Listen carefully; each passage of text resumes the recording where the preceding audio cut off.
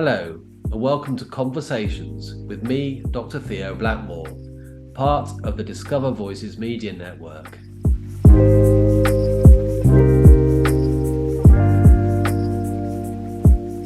So hello, this is Theo Blackmore from Disability Cornwall, the Discover Plus podcast series. And today I'm talking to... I'm Tracey Phillips, from a trustee at the Merlin Centre and also an activity volunteer with the MS Society, South and West Cornwall. Brilliant, thank you. Pleased to meet you. So we're doing this podcast partly because it's MS Awareness Week, and I think this is going to be released during the MS Awareness Week, which is on the 28th of April. And because of your role in various different places. So you said something about the Merlin Centre? Yes, so the Merlin Centre was originally for people with MS alone. It has subsequently now changed to be a centre of excellence for anybody with neurological problems, really. And I've probably only been really involved with it over the last sort of 10 years as a user, and the last couple of years I've become a trustee there. And the centre really, during COVID, went through some difficult times, and it's now getting back onto its feet with people trusting to go back to the centre and find out about all the fantastic things or therapies that are available there to them. Great. So yeah, I bet we had a really hard time. You had to probably just completely close during COVID, I guess. Well, it was, and for me as a user, I use the oxygen therapy and the physiotherapy centre, and that they had to shut, and within 6 weeks I was having to refer to my doctor for medication and things, because obviously my symptoms became worse because I wasn't having that oxygen therapy and the physiotherapy that I normally had. So yeah, and obviously for them, staffing wise, it was a difficult time financially, and with the epidemic, making sure people were safe and looked after when they came back, really. So let's take a step back then. So you said the name of the place, and so did I, the Merlin Centre. So what is it and where is it? So it's actually called Merlin Cornwall's Neurological Therapy Centre now. It's based in Sticker near St Austell, and it was originally opened after lots of fundraising to provide therapies, because the nearest place anyone could go before that, if they were ill in Cornwall, was Exeter. And obviously Exeter's quite a long drive when you're poorly. We moan now sometimes about going to St Austell for some therapies, but that would have been a long jaunt. So oxygen therapy is one thing that is not available anywhere else in Cornwall. That's not only useful for people with MS, but it can be for, it's been used to treat sportsmen for getting their injuries repaired quicker. So lots of people who've got broken limbs, they can now come to the Merlin Centre and have a course of oxygen therapy to help with the inflammation repair. We've had people that after COVID had long COVID, and that they were searching for things to help, and they found that oxygen therapy really helped those people with long COVID. So that's definitely people with cancer, stroke, Parkinson's. So it's not just people with MS that can use the oxygen therapy, it's anyone really. And I suppose that the problem there is there's only 2 tanks and there's only so many days in the week, so they do prioritise obviously the people with neurological problems, but that's a great facility to have in our county, really.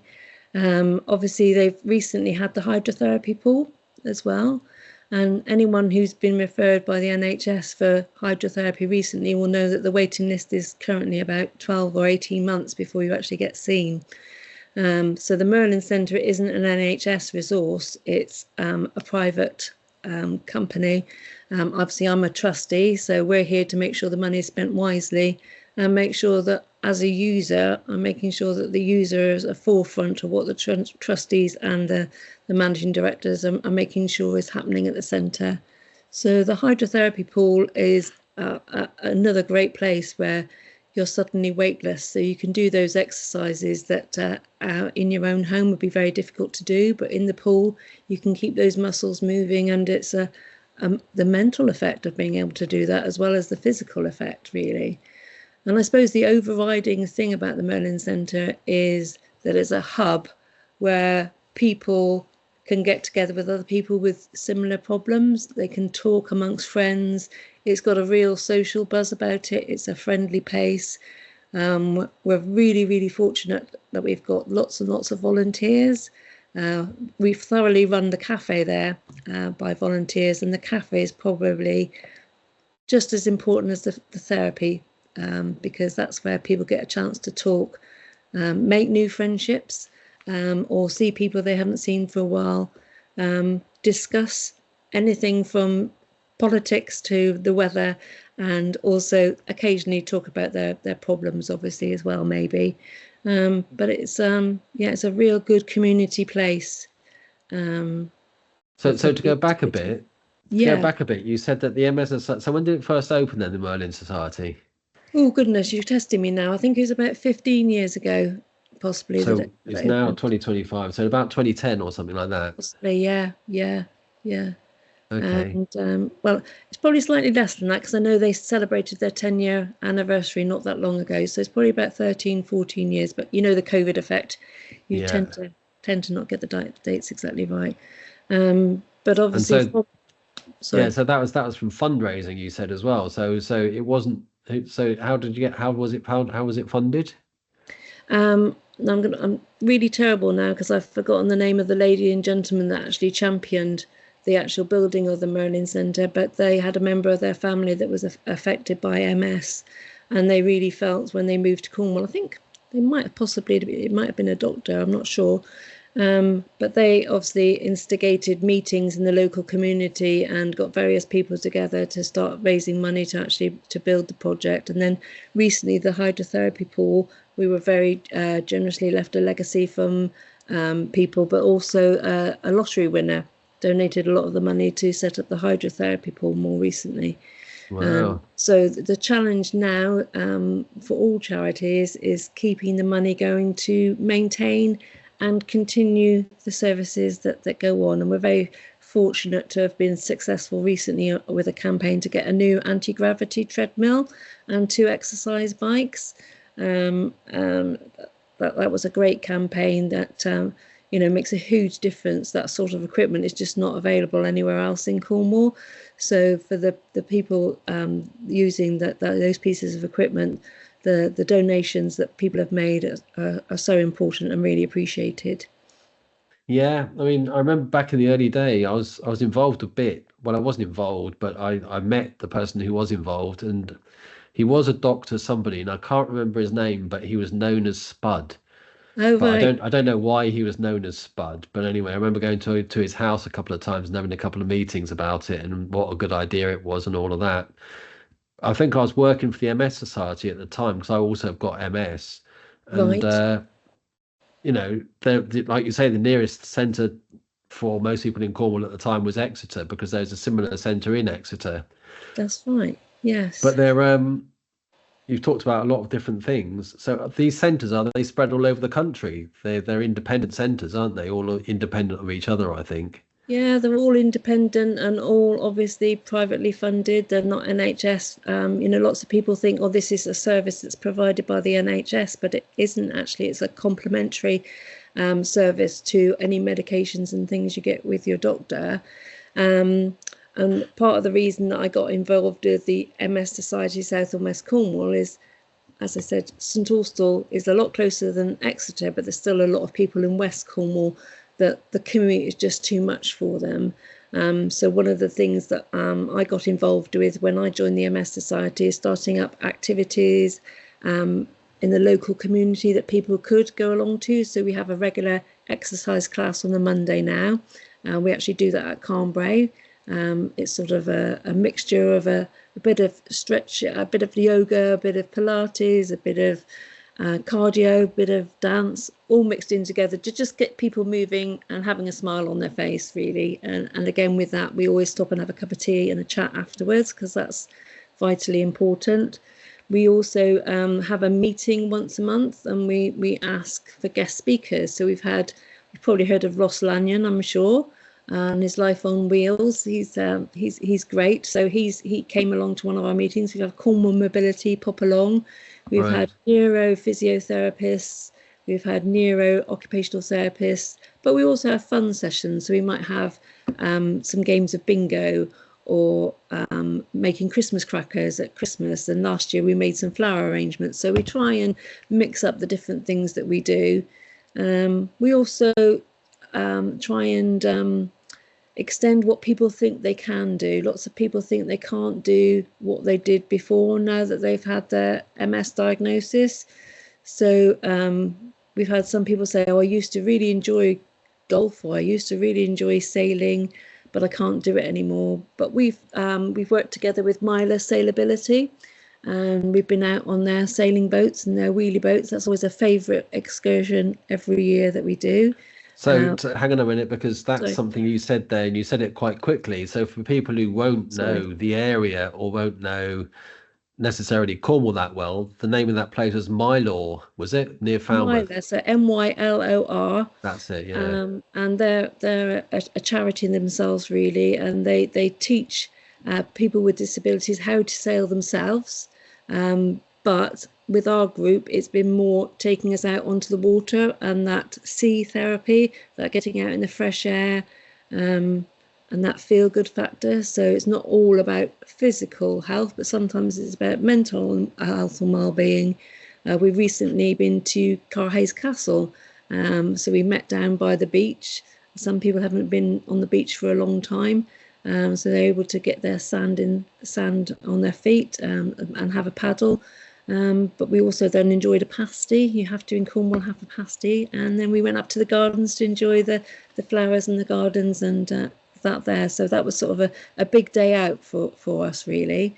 Right. Other things that we do is there's a hall in Penzance, St Piran's Hall, which support a lot of charities. It's sort of a community hub, and they run short mat bowls.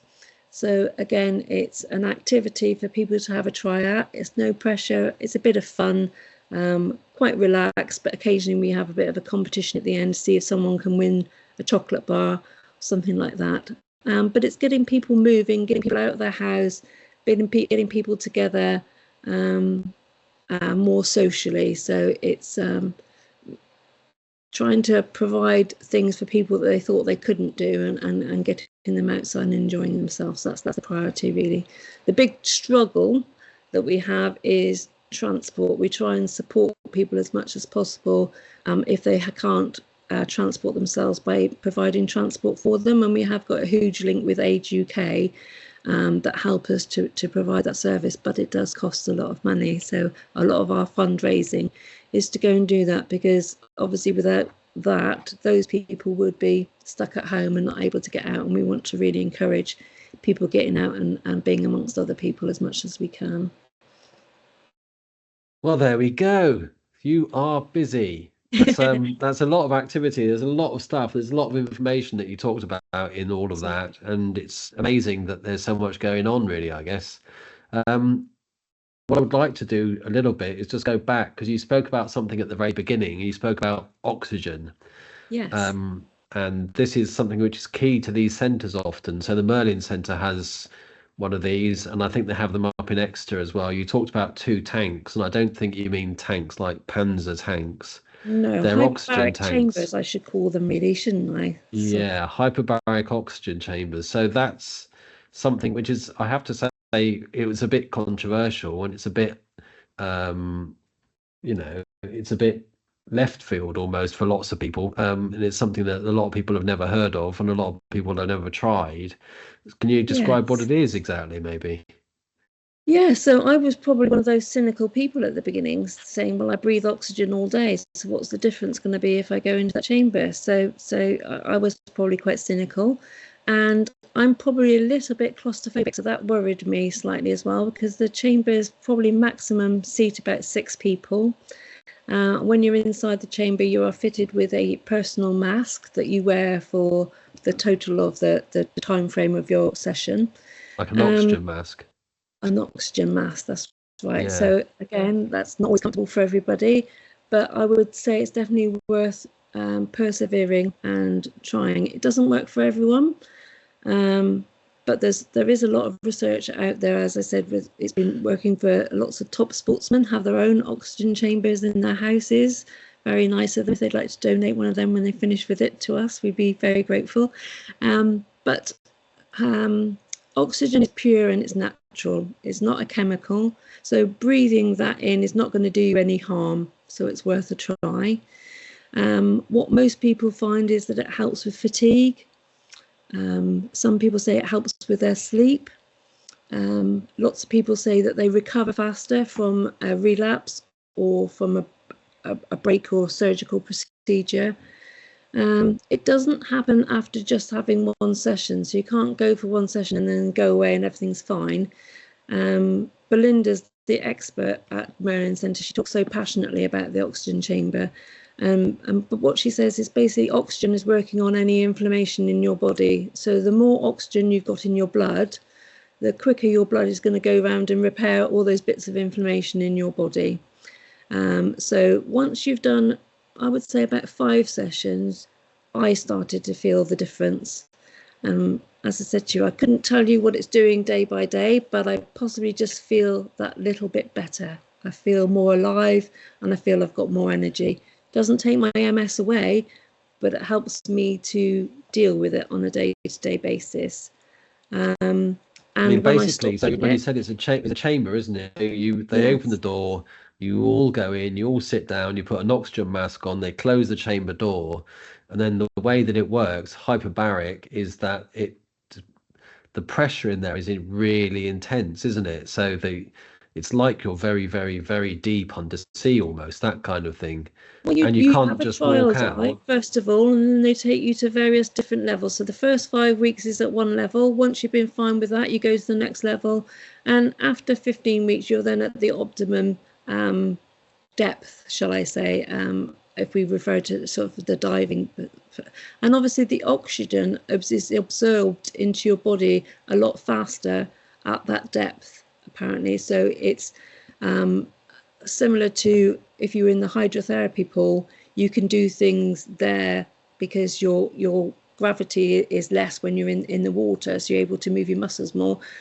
Being at the depth means that your body is working faster and harder for you when you're breathing that oxygen in to repair any damage in your body. I suppose that might not be technically correct, but that's my understanding of how it works. And you say it's a lot of pressure, but you don't actually feel anything yourself. So it's not like you feel like you've got a tight band around your body or anything like that. It's just like sitting in a chair. And most sessions last for about 45 minutes. It's normally about 5 or 10 minutes to get you to the right depth, and then 5 or 10 minutes to get you back up afterwards.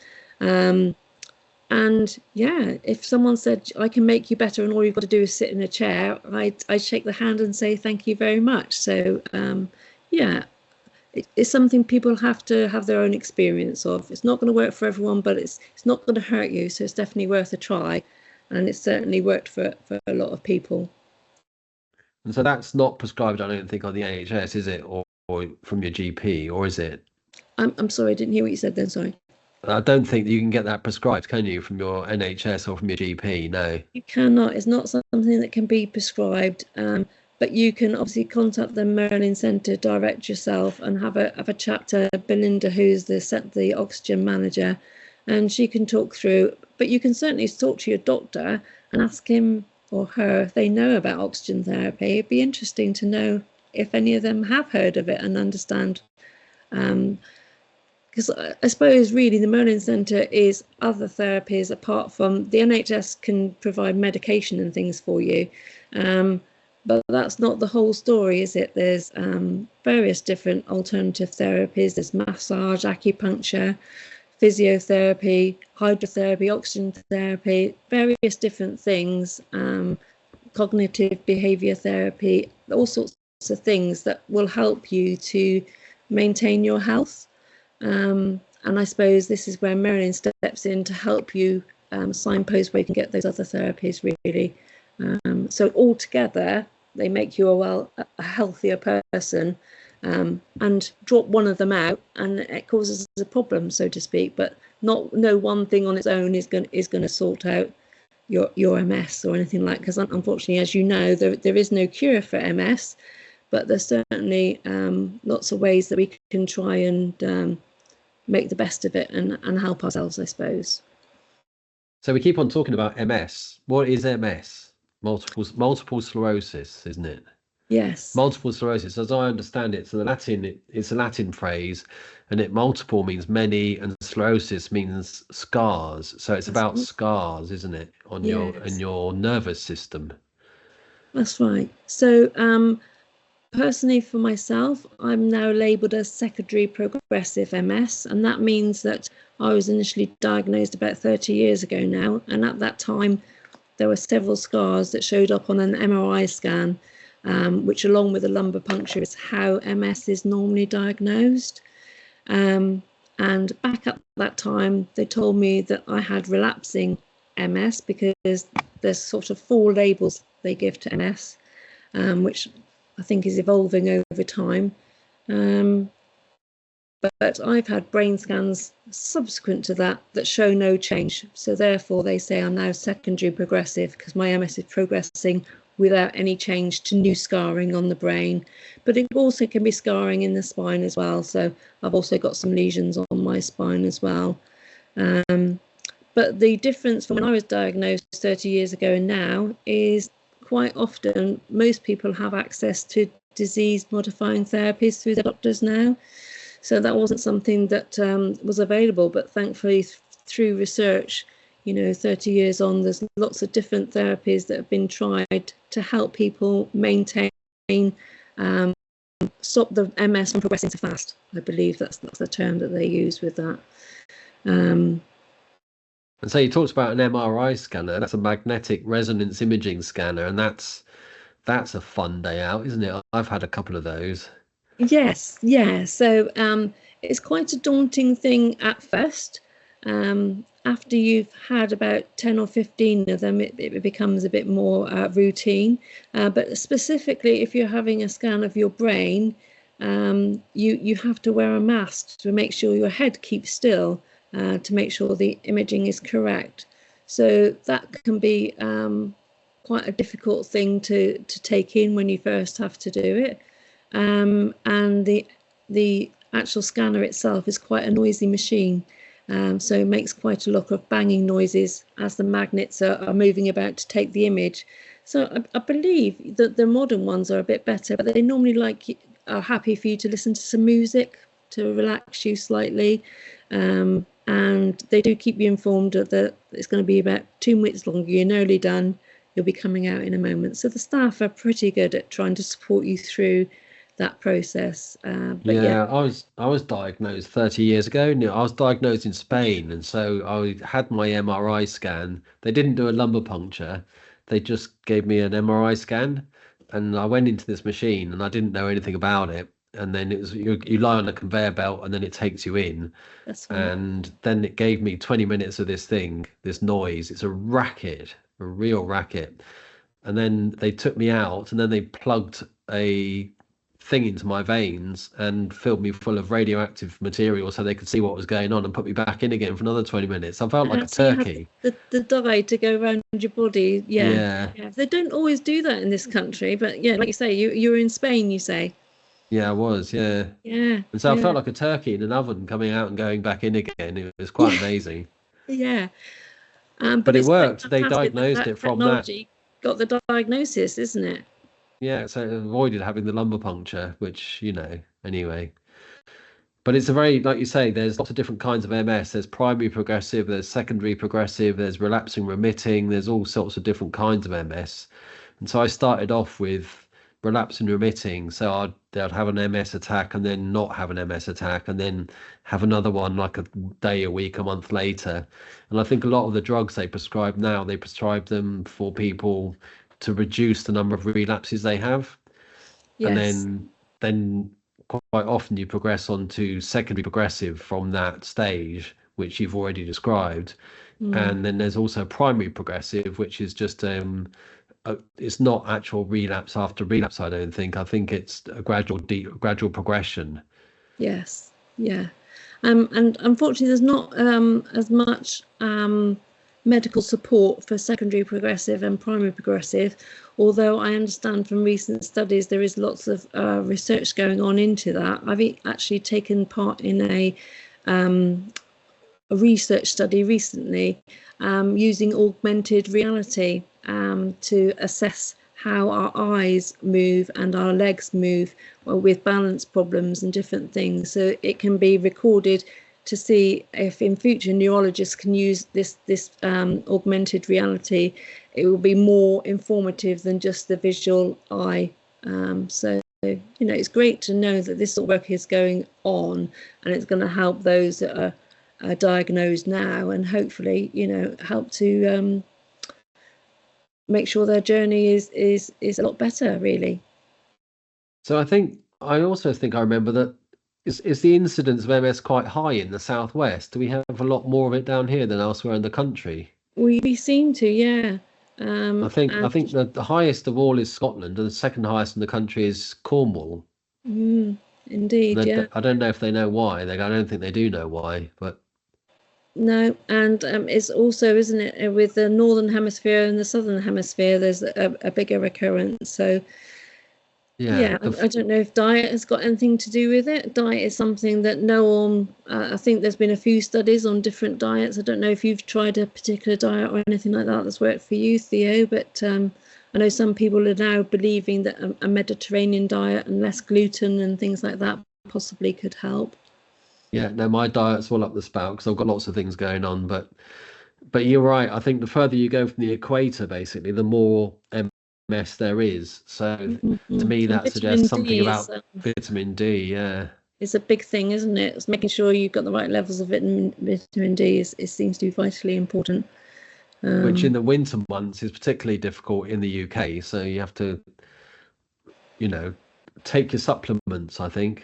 Yeah, but part of the MS group recently, we had a session called Digesting Science, which was brought about by Bart's University Hospital, a study for children of people with MS. So they sort of put it in children's language so they could understand what their parents were going through. There was various different games and things that we could do. We had weights to put on the children's ankles, and they could try walking to see how difficult it was to replicate what it's like to have foot drops, say, for example, in MS. We also had some squeezy bottles and water, because that's always popular with children, isn't it? To demonstrate that if your muscles in your bladder don't work, then unfortunately going to the toilet is pretty difficult. We also had the hex bugs. I've not heard of them, but apparently that's a really cool thing for children. And we had the old game Operation. You have a picture of a body, and then it showed that the hex bugs attacking obviously the myelin, which is how the muscles get through, the messages get through, obviously the nerves.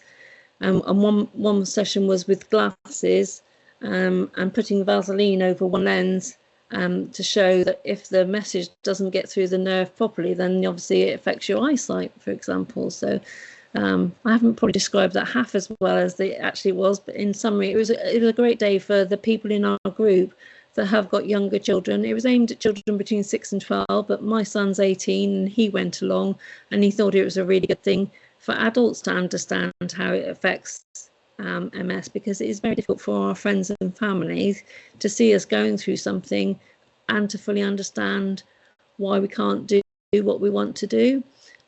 So education and awareness is a big part, and obviously with MS awareness next week, the MS Society that I'm part of, we've got a Facebook page for social media, so we're trying to share with as many people as possible the fact that this group is here, because we wouldn't want to think that anyone in Cornwall who's got MS hasn't got access to other people to join in, whether it's go to the Merlin or join in West Cornwall with the activities that we do, or have someone come out to your house, 2 or 3 people come round and see you wherever you are, and just make sure you feel that you're not alone, and can provide signposting to other services or help and support should you need it, really.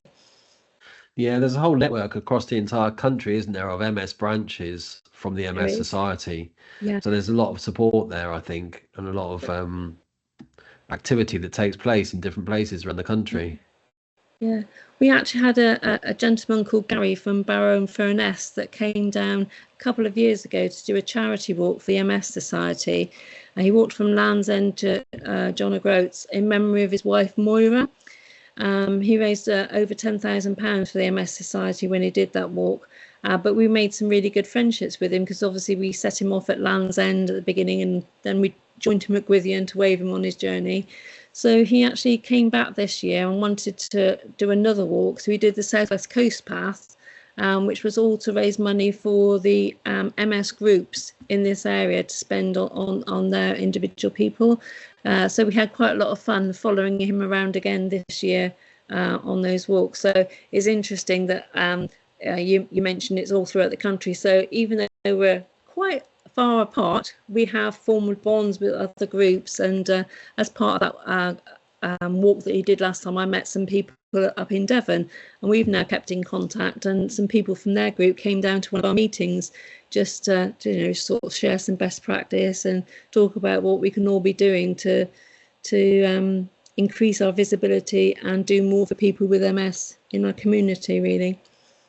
Yeah, you do an awful lot of work. The MS Society, I did work for the MS Society for about 18 months, and that was a long time ago, but that was yeah, no, there's all sorts of committees and activities taking place all across the whole Southwest. So, if you are out in the community and you have MS and you listen to this podcast, then you check out your local group because there'll be things there for younger and older people and all sorts of different kinds of activities like you've already described. Yeah, and if you look on the MS Society's website, there's a helpline number.